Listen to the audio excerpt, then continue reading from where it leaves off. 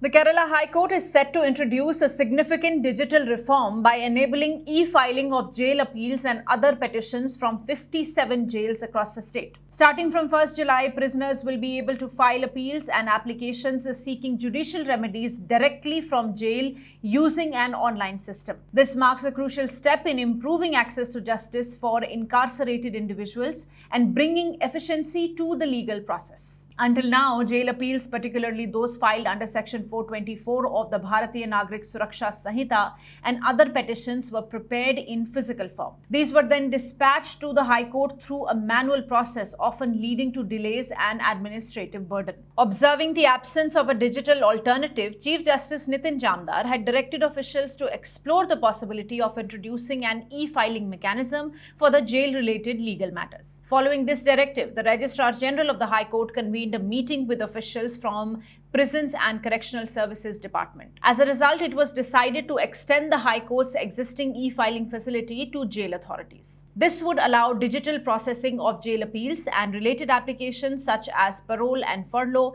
enabling quicker and more transparent access to the judicial system. To ensure smooth and uniform implementation, two separate standard operating procedures were prepared. The Kerala State Legal Services Authority prepared one SOP focusing on standardizing the role of legal aid defense counsel, jail visiting lawyers, and the transmission of required documents to the High Court Legal Services Committee. The second SOP prepared by the IT Directorate of the High Court lays down technical procedures for online filing using the case management system with login credentials assigned to the officer in charge of each jail. The Chief Justice has approved both SOPs and directed their implementation across all prisons with effect from 1st July. This move is expected to streamline legal processes for prisoners and ensure timely judicial remedies without the need for paper-based filings.